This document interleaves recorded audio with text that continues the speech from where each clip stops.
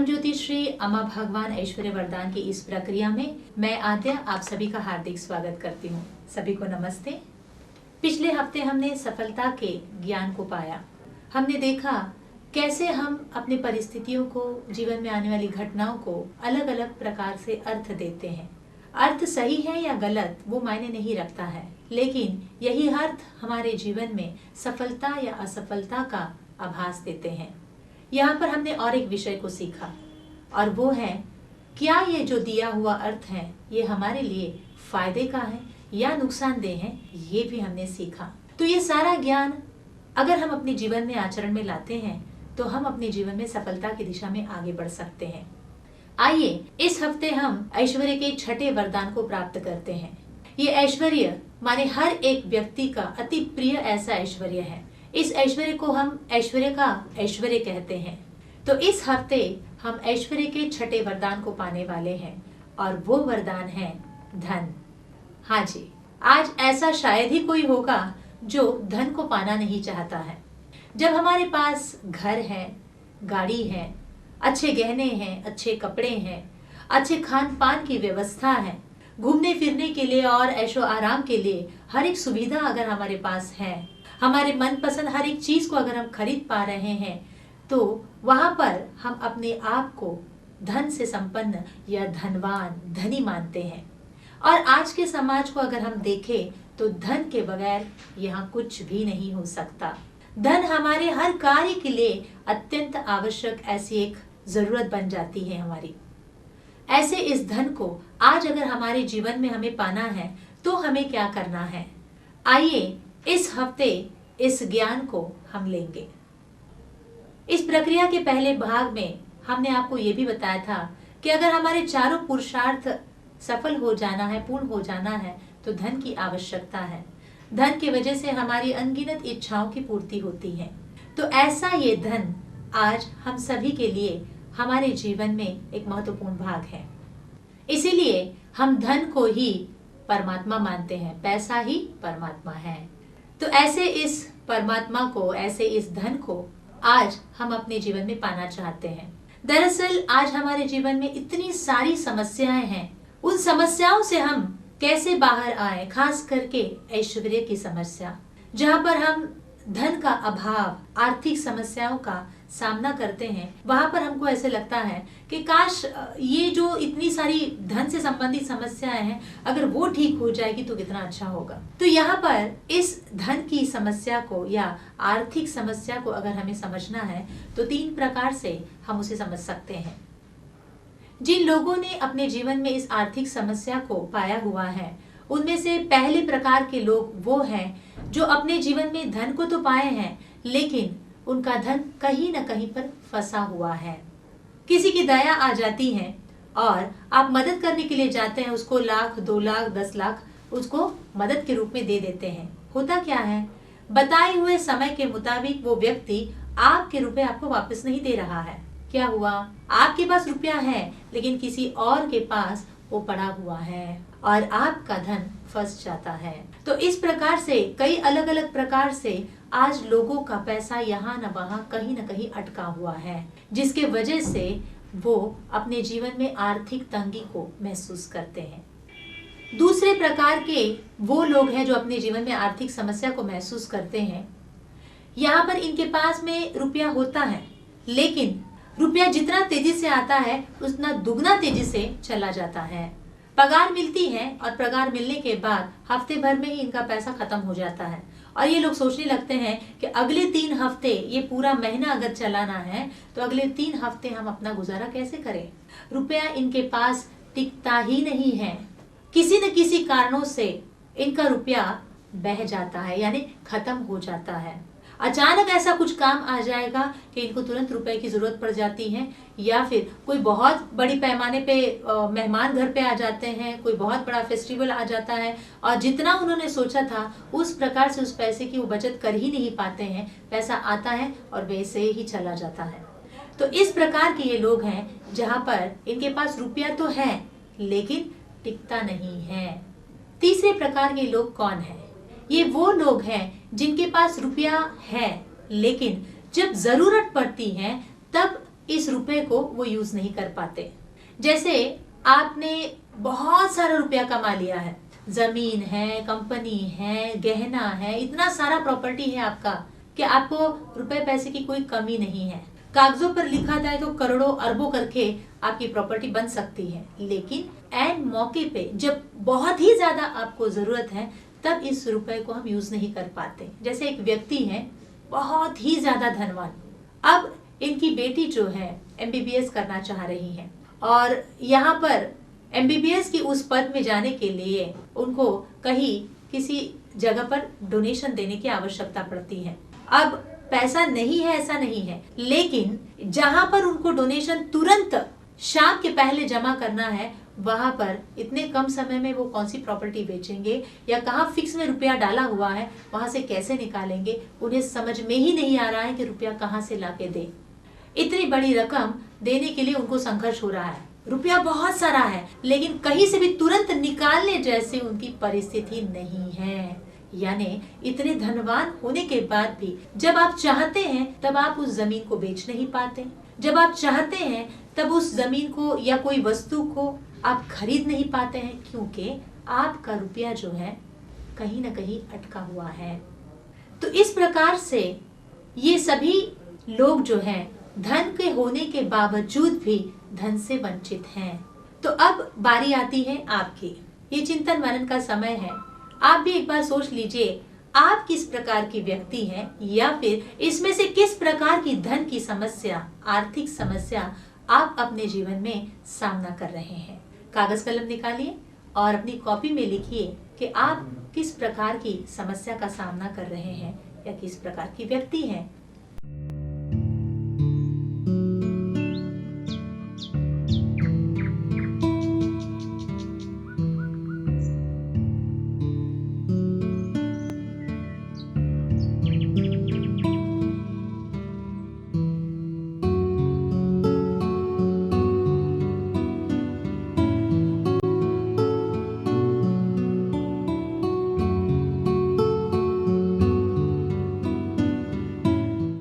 जय बोलो मां भगवान की जय। तो लिख लिया सभी ने। तो यहाँ पर अब आप स्पष्ट हो गए हैं कि आर्थिक समस्या किस तरीके से आपको कष्ट दे रही है। पहले प्रकार की व्यक्ति, दूसरे प्रकार की व्यक्ति या फिर तीसरे प्रकार की व्यक्ति या फिर समस्या का आप सामना कर रहे हैं। आप में से कुछ लोग होंगे जो हर एक इस समस्या का इन तीनों प्रकार से भी सामना कर रहे होंगे। अब ऐसे परिस्थिति में हमें क्या करना है? इस ऐश्वर्य को देने वाले, इस ऐश्वर्य की अनुग्रह को प्रदान करने वाले, हम सबको धनवान बनाने वाले उस परम ज्योति की अनुग्रह को उनके ज्ञान के द्वारा पाना है। हाँ जी, आइए परम ज्योति के उस ज्ञान को श्री अम्मा भगवान के द्वारा श्रद्धा के साथ सुनते हैं। अपने दोनों हाथों को हृदय स्थान पे जोड़ लेंगे और भगवान के इस ज्ञान को सुनेंगे। You must develop wealth consciousness. That is, you must become conscious of all that you are having. For example, if you are a beggar, you must become conscious of your begging bowl and look at your begging bowl as though it were an asset. So everything must be seen as an asset. Your parents, your wife, your husband, your children, your job, your house, your furniture, everything must be consciously seen as an asset. Not focus on things which you do not have, but focus on things which you have. You must become clear, absolutely clear as to why you want money. Is money required to meet your needs, or for the sake of significance, or for the sake of helping others? You must become very clear about this. If you could do that, then that sankalpa or that desire that you must have wealth would easily be fulfilled. You will get the connections, the contacts, the opportunities. They are everywhere. Opportunities are everywhere to make money, but the problem is you do not see it. But if you could change your perception in terms of becoming wealth conscious and becoming very clear as to why you want the money, you would see the opportunities and they would come to you. All things, the connections, the contacts, the breakthroughs, everything would come, and you would soon have enough money as desired by you. We have done this in villages in India, and we have achieved very great results. Amazing results have been achieved. So it is possible to acquire wealth in our opinion, it's one of the most easiest things to achieve. आपके भीतर ऐश्वर्य चैतन्य विकसित होना है, अर्थात आपके पास जो कुछ भी है उसके प्रति आप सचेत होना है। उदाहरण के लिए, यदि आप एक भिखारी हैं तो आपको अपने भिक्षा पात्र के प्रति सचेत होकर उसे अपने ऐश्वर्य के रूप में देखना है। हर चीज़ को आप अपने ऐश्वर्य के रूप में देखना है। आपके माता पिता, आपकी पत्नी, आपके पति, आपके बच्चे, आपकी नौकरी, आपका घर, आपका फर्नीचर। सचेत होकर हर चीज़ को ऐश्वर्य के रूप में देखिए। जो चीज़ें आपके पास नहीं हैं उन पर ध्यान मत दीजिए, बल्कि उन चीज़ों पर ध्यान दीजिए जो आपके पास हैं। आपको पूर्ण रूप से स्पष्टता होनी चाहिए कि आपको धन क्यों चाहिए। अपनी आवश्यकताओं को पूरा करने के लिए, या महत्व पाने के लिए, या दूसरों की मदद करने के लिए। आपको किस लिए धन चाहिए, इस विषय में आप बहुत स्पष्ट हो जाना है। यदि आप यह कर लें तो आपकी धन प्राप्ति का संकल्प या इच्छा आसानी से पूर्ण होगी। आपको संपर्क और अवसर मिलेंगे जो हर जगह हैं। धन कमाने के अवसर हर जगह हैं, किंतु समस्या यह है कि आप उन्हें देख नहीं पाते। लेकिन यदि आप अपने दृष्टिकोण को बदलकर अपने ऐश्वर्य के प्रति सचेत हो जाएं और आपको धन क्यों चाहिए इसके प्रति स्पष्ट हो जाएं, तब आप अवसरों को देख पाएंगे और प्राप्त भी करेंगे। आपको संपर्क, सफलता, सब कुछ मिलेगा और जल्द ही आपकी इच्छानुसार आपको धन भी मिलेगा। हमने भारतीय ग्रामों में यह किया है और इसके बहुत अच्छे परिणाम देखे हैं। धन प्राप्त करना संभव है। हमारी यह राय है कि सभी चीज़ों में धन प्राप्ति बहुत ही आसान है। कोटि कोटि धन्यवाद श्री अम्मा भगवान। जय बोलो ज्ञान प्रदाता अम्मा भगवान की जय हो। तो यहाँ पर श्री अम्मा भगवान कह रहे हैं, अगर आपको धनवान या फिर संपदावान बनना है तो आपके भीतर ऐश्वर्य चैतन्य होना आवश्यक है। हम सोचते हैं कि हमारे पास रुपए हैं, हमारे पास पैसे हैं, हमारे पास प्रॉपर्टी है, हमारे पास हर एक प्रकार की सुख सुविधाएं हैं और हम धनवान हैं। ये आपकी नजरिया है, लेकिन परमज्योति श्री अम्मा भगवान के मुताबिक मात्र धन होने से आप धनवान नहीं बनते।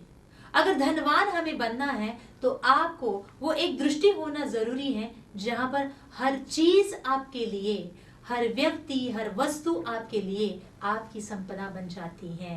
अर्थात जो भी लोग आपके साथ हैं, जो भी लोग आपके पास हैं, जो भी कुछ आपने अपने जीवन में पाया है, ये सब कुछ आपकी संपदा है, कहते हैं परमज्योति श्री अम्मा भगवान।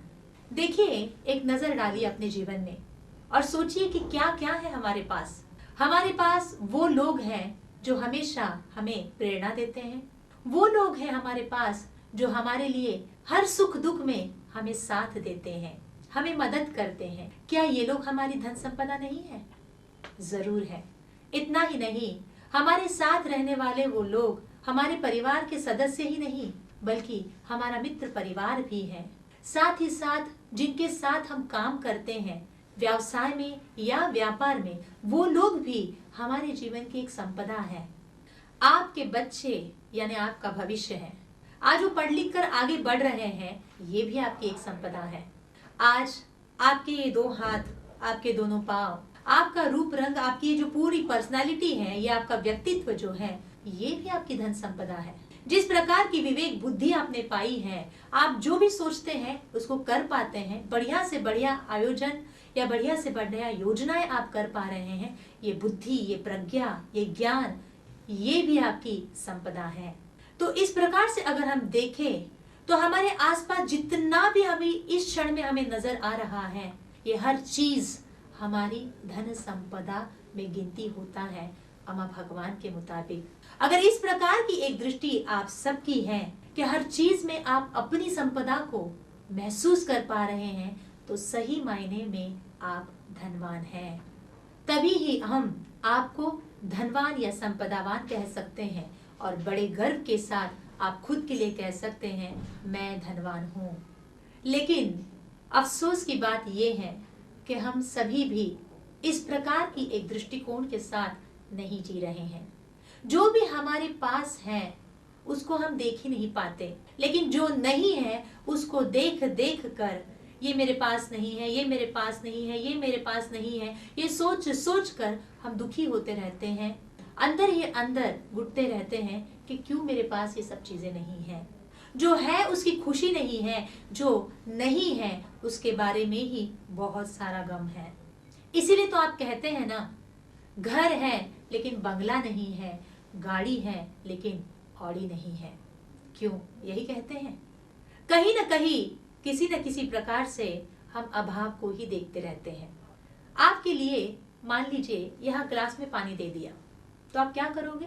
तुरंत पूरे ग्लास को देखोगे, ग्लास में पानी भरा हुआ है या ग्लास खाली है। आप उस भाग पर अपनी दृष्टि डालोगे। मान लीजिए वो ग्लास आपको आधा खाली नजर आ रहा है, इसका मतलब आप अपने जीवन में अभाव को देख रहे हैं।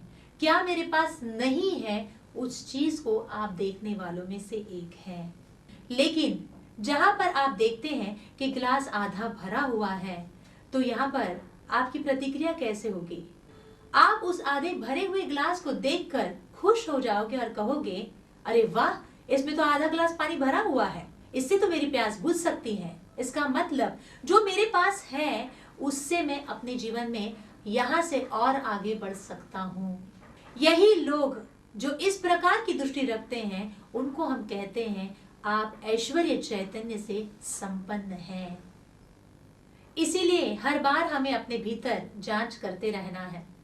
भगवान की कृपा से हमें क्या क्या मिला है, ये हमें देखते रहना है। जिन चीजों को हम अपने जीवन में कोई महत्व नहीं देते, बहुत फालतू सा चीज है करके समझते हैं, ध्यान में रखिए, वो छोटे से छोटी साधारण सी चीज भी आपके जीवन का, आपका एक मूल्यवान संपदा है। ऐसी एक दृष्टि हमारे भीतर होना है। ऐसे लोगों को ही कहा जाता है ऐश्वर्य चैतन्य से संपन्न लोग। आइए तो इसी विषय से संबंधित एक वीडियो देखते हैं। कैसे हमारे पास चीजें हैं लेकिन उसके बाद भी हम जीवन को अभाव के साथ देखते हैं, तो हमारा जीवन कैसे रहता है।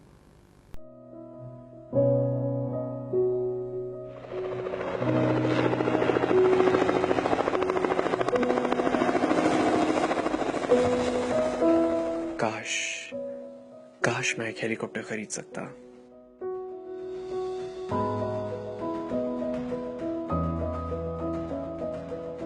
वाओ, कितनी प्यारी स्पोर्ट्स कार है। काश ये गाड़ी में अफोर्ड कर सकता।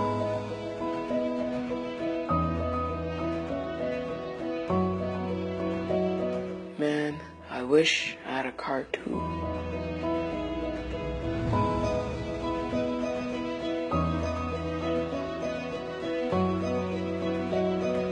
यार, काश मैं एक साइकिल खरीद सकता।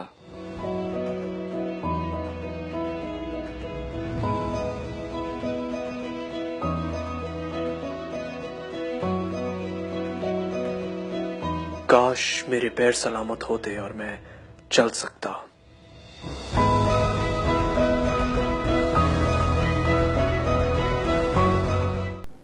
तो देखा आपने, इस वीडियो में दिखाई हुई हर एक व्यक्ति के पास कुछ न कुछ उन्होंने पाया हुआ है, लेकिन उसके बाद भी उस पाई हुई चीज को वो महत्व नहीं दे रहे हैं। जो उनके पास नहीं है उसके प्रति वो आशा कर रहे हैं। एक के पास साइकिल है लेकिन वो कार की अपेक्षा कर रहा है, और जिसके पास कार है वो हेलीकॉप्टर की अपेक्षा कर रहा है। तो हमारी अपेक्षाओं का तो कोई अंत नहीं है। जितना भी दिया जाए उतना हम लोगों के लिए कम है, लेकिन जो है उसके प्रति भी हमारे भीतर वो भाव होना है कि ये मेरी संपदा है। जो भी व्यक्ति इस प्रकार की अपनी संपदा को देख पाता है वो अपने जीवन में बहुत ही ज्यादा खुश रहता है। ऐसे लोग जिनके पास बिल्कुल भी धन नहीं है, मान लीजिए एक भिखारी है, तो वो क्या करेगा? वो क्या चीज को अपनी संपदा मानेगा? ऐसे वक्त में उसके लिए उसकी संपदा उसका भिक्षा पात्र है। भगवान की कृपा से मुझे ये भिक्षा पात्र मिला है, चलो आज इसी से मैं अपना कार्य शुरू करूंगा और इसके बाद मैं अपने जीवन में ऊंचे से ऊंची छलांग भी लगा पाऊंगा। जो भी है वो आपकी धन संपदा है। यही है आपके भीतर का ऐश्वर्य चैतन्य। अगर आप इस दृष्टिकोण से देख पाते हैं तो। और जो भी लोग इस प्रकार से देख पाते हैं वो अपने जीवन में हर एक प्रकार की सफलता को प्राप्त करते हैं। उन्होंने किए हुए हर एक योजना उनके जीवन में सफल हो जाती है। जीवन में धन संपदा होने के बाद इस प्रकार की अगर ऐश्वर्य चैतन्य है तो वो संपूर्ण रूप से अपने जीवन में इस संपदा का आनंद भी ले पाते हैं। तो जहां पर ऐश्वर्य चैतन्य है वहां पर तो आप तिनका भी अगर बेचिएगा तो लाखों करोड़ों कमा सकते हैं। इस प्रकार की वो क्षमता उस चैतन्य को पाए हुए लोगों में होती है। तो आइए यहाँ पर चिंतन करते हैं, आपके पास किस किस प्रकार का धन है उसके विषय में। कागज कलम निकालिए और अपनी कॉपी में लिखना शुरू कीजिए। उन हर एक चीज की आप भी लिस्ट बनाइए कि आपके मुताबिक किस किस प्रकार का संपदा आप पाए हैं।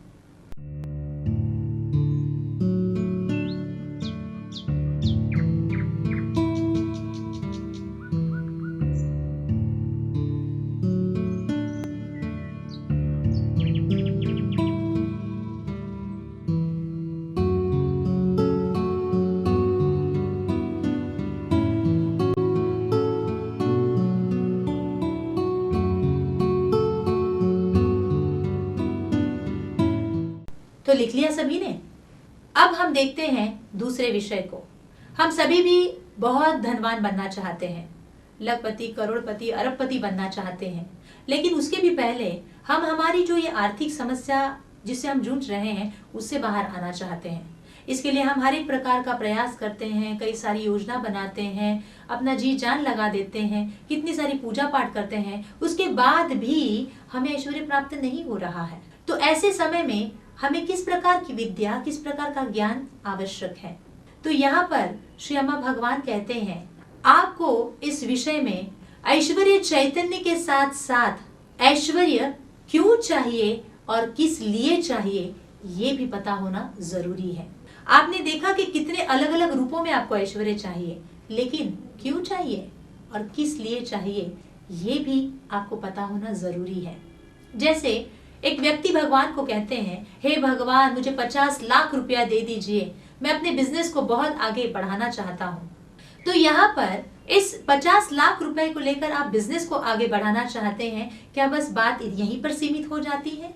नहीं, यहाँ पर आप ये गहराई के साथ समझना है और भगवान को उस बात को स्पष्ट रूप में बताना है। अगर ये 50 लाख रुपए में मेरा बिजनेस बहुत अच्छे से आगे चल जाता है भगवान, तो मुझे नाम मिलेगा, कीर्ति मिलेगी, प्रतिष्ठा मिलेगी, मेरा ऐशो आराम के साथ जीवन जीने का भाग्य मुझे प्राप्त होगा। ये इतने सारे फायदे मैं अपने जीवन में लेना चाहता हूँ, इसीलिए मुझे 50 लाख तुरंत दे दीजिए।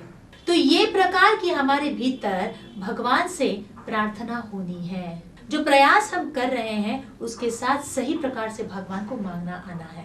जैसे एक व्यक्ति है, ये भगवान को कह रहे हैं 3 लाख रुपए का कर्जा लिया, अब वो बढ़ते बढ़ते बढ़ते बढ़ते 7 लाख तक चला गया। हे भगवान, किसी भी हालत में मैं इस कर्जे को चुकता करना चाहता हूँ, आप मुझे तुरंत ऐश्वर्य दे दीजिए। मैं किसी का भी रुपया डुबाना नहीं चाहता हूँ, मैं किसी को भी कष्ट देना नहीं चाहता हूँ, बस कुछ भी कीजिए और किसी भी हालत में मुझे ये 7 लाख का कर्जे से मुक्ति दे दीजिए। यहाँ पर ये व्यक्ति जो है बिल्कुल एक प्रकार से देखा जाए तो सही प्रार्थना कर रहे हैं कि किसी का रुपया डुबाना नहीं है या किसी को कष्ट देना नहीं है, जिसका लिया है उसको वापस देना है। ये एक तरह से सही प्रार्थना है, लेकिन इस प्रार्थना में और थोड़ा गहराई में जाइए, अपने भीतर झांक के देखिए और जो सही है वो चीज भगवान को बताइए। वो क्या है? अब बहुत हो गया भगवान, इस अपमान को मैं सहन नहीं कर पा रहा। बार बार दस्तक देते हैं और बोलते हैं रुपया दो, रुपया दो, रुपया दो। समाज में मेरा छी थू करके सब अपमान कर रहे हैं, मेरी कोई इज्जत नहीं रह रही है, बड़ी शर्म आती है, हम सर उठाकर चल भी नहीं पा रहे हैं। इस जिल्लत भरी दुनिया से, इस जिंदगी से मुझे अब मुक्ति दे दीजिए भगवान, ये कर्जे से मुझे छुटकारा दे दीजिए। ये हमारी सत्य को हमको भगवान को बताना है कि इन सभी चीजों से मैं बचना चाहता हूँ, इसलिए मुझे रुपया चाहिए और मेरा कर्जा विमुक्त होना है। हम जो भी मांग रहे हैं उसके पीछे में एक भाव है, वो भाव जब हम भगवान को बताते हैं तब हम सही मायने में उस संपदा को प्राप्त कर पाते हैं। जब भी आप भगवान के पास या आप अपने जीवन में ऐश्वर्य कमाने के बारे में चेष्टा कर रहे हैं, तो आपको अपने भीतर ये प्रश्न जरूर पूछना है, क्यों चाहिए, किस लिए चाहिए, ये संपदा मेरे लिए क्या काम की है, मुझे क्यों चाहिए और किस लिए चाहिए। तो यहाँ पर आइए एक बार चिंतन कर लीजिए कि जिस प्रकार की धन संपदा को आप मांग रहे हैं, वो आप क्यों मांग रहे हैं और किस लिए मांग रहे हैं। क्या वाकई में आपको इस धन की आवश्यकता है, या फिर आप समाज में महत्व पाना चाहते हैं, या इस धन को पाकर आप किसी को घाव पहुंचाना चाहते हैं, या दूसरों के सामने साबित करना चाहते हैं कि आप कितने बड़े धनवान हैं, या फिर ईर्ष्या के मारे आप इस धन को पाना चाहते हैं। तुलना, लालच, बदले की भावना, या फिर अपमान, डर या आनंद को पाने के लिए आप इस धन को पाना चाहते हैं। एक बार आंखें बंद रखते हुए चिंतन कीजिए कि आपको रुपया क्यों चाहिए, किस लिए चाहिए। कॉपी कलम निकालेंगे और अपने कॉपी में लिख लेंगे चिंतन करके।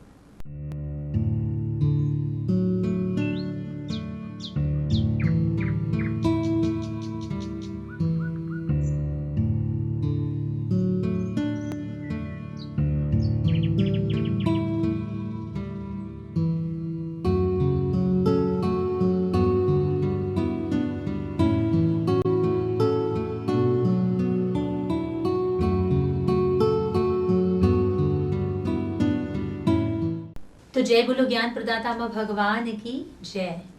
आइए अब देखते हैं तीसरे विषय को।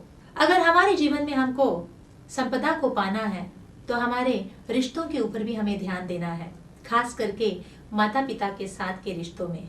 यहाँ भगवान कहते हैं, आपका रिश्ता जब आपके पिता के साथ बहुत ही प्यार भरा है, आप उनको इज्जत कर पा रहे हैं, या फिर वो आपको हृदय से आशीर्वाद दे पा रहे हैं, तब आप अपने जीवन में उस संपदा को बहुत ही आसानी से प्राप्त कर सकते हैं। माता पिता का आशीर्वाद बच्चों को हमेशा ही किसी न किसी रूप में लाभ देता है। लेकिन यहाँ पर आइए एक व्यक्ति के अनुभव सुनते हैं, कैसे इनके जीवन में माता पिता का आशीर्वाद होने के बाद भी उनकी इच्छा पूरी नहीं हो रही थी, उनकी गलती कहाँ हो रही थी। अब ये देखते हैं। एक व्यक्ति है जो बहुत बड़े बिजनेसमैन है और 40 करोड़ का इनका टर्नओवर है, लेकिन ये चाहते हैं कि 40 करोड़ से अब 400 करोड़ में इनका टर्नओवर हो जाना है। बहुत मेहनत करते हैं, बहुत अच्छे से दिमाग लड़ा रहे हैं, बहुत सारे बड़े बड़े कॉन्टैक्ट्स इनके पास हैं, इनके साथ काम करने वाली इनकी टीम भी बहुत अच्छी है। लेकिन इतना सब कुछ होने के बाद भी जो वो चाह रहे हैं उस हिसाब से हो नहीं पा रहा है। तब वहां पर वो अम्मा भगवान की शरण में जब आते हैं, प्रक्रिया में उनको इस विषय में स्पष्टता मिलती है कि क्या है कारण इनकी इस समस्या का। वो प्रक्रिया में देखते हैं तो भगवान इनको स्पष्टता देते हैं, इनके पिता के साथ का इनका रिश्ता ठीक नहीं है। कहीं न कहीं इनके पिता इनसे नाराज हैं और इसीलिए ये अपने जीवन में ऐश्वर्य को जैसे चाहिए वैसे प्राप्त नहीं कर पा रहे हैं। तो बहुत ही गहराई से चिंतन करने के बाद इनको इनके जीवन की घटना याद आती है। बहुत ही बड़े बिजनेसमैन होने के कारण अलग अलग प्रकार के सेमिनार्स में, बड़े बड़े फंक्शंस में, प्रोग्राम्स में इनको लोगों को ज्ञान देने के लिए या फिर मार्गदर्शन देने के लिए बुलाया जाता था, आमंत्रण दिया जाता था। तभी अपने माता पिता को भी साथ ले जाते थे। और आज मैं जो भी हूँ ये सब मेरी माँ के आशीर्वाद की वजह से है, सबके सामने ऐलान कर देते थे। मेरी माँ ने मेरे लिए बहुत कष्ट किया, मेरी माँ ने मेरे लिए बहुत त्याग किया और उसी के त्याग का आज मेरे जीवन में जो भी मैंने पाया है वो फल मुझे मिला है, कहकर बड़े गर्व के साथ माँ के बारे में बताते थे। अब इन्होंने इस विषय को कभी नोटिस नहीं किया, देखा नहीं कि माँ के बगल में पिता भी बैठे हैं, उनको कितना चोट पहुंच रहा होगा। जब इस चिंतन को वो करते हैं, उनको रियलाइज होता है, अरे हाँ ये तो बात बिल्कुल सच है, मैंने कभी भी पिता की तारीफ नहीं की और अनजाने में मैंने उनको चोट पहुंचाया है। वहीं पर मन ही मन प्रक्रिया के दरमियान वो पिता से माफी मांग लेते हैं, घर जाते हैं और घर जाने के बाद अपने पिता के चरणों को स्पर्श करके उनको हृदय से लगा के माफी मांगते और कहते हैं कि आज मैं जो भी हूँ पिताजी वो सब आपकी वजह से है। मैंने कभी व्यक्त किया नहीं होगा, लेकिन मेरे हृदय में आपके लिए हमेशा वो बड़ा स्थान रहा है। मुझे आशीर्वाद दीजिए और मेरे जीवन में और मैं आगे बढ़ सकूं और आपका और माँ का नाम रोशन कर सकूं, ऐसा मुझे एक ब्लेसिंग चाहिए पिताजी, कहकर वो अपने पिता का आशीर्वाद लेते हैं और जो उन्होंने पाना चाहा वो उनको मिल जाता है। आज 400 करोड़ की टर्नओवर उन्होंने अपने जीवन में हासिल कर लिया है। तो देखा आपने कैसे अपने पिता के आशीर्वाद पाने के बाद उनके जीवन में संपदा को उन्होंने प्राप्त किया। तो आइए, ये चिंतन का समय है। आपके भीतर आप ही देखिए, आपके माता पिता के साथ, खास करके आपके पिता के साथ का रिश्ता आपका कैसे है।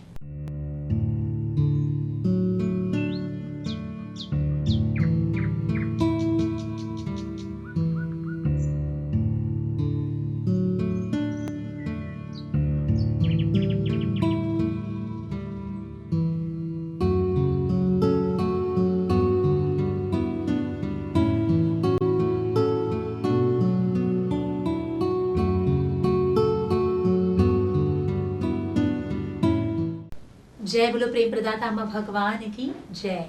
तो यहाँ पर आज अम्मा और भगवान ने जो ज्ञान दिया है ये यहीं पर पूर्ण नहीं होता है, और भी कई सारे विषय हैं जो हम आपके पास लेकर आएंगे अगले हफ्ते। तब तक के लिए प्रतीक्षा कीजिए, फिर मिलते हैं ऐश्वर्य के इस धन संपदा के वरदान को पाने के लिए। सभी को नमस्ते।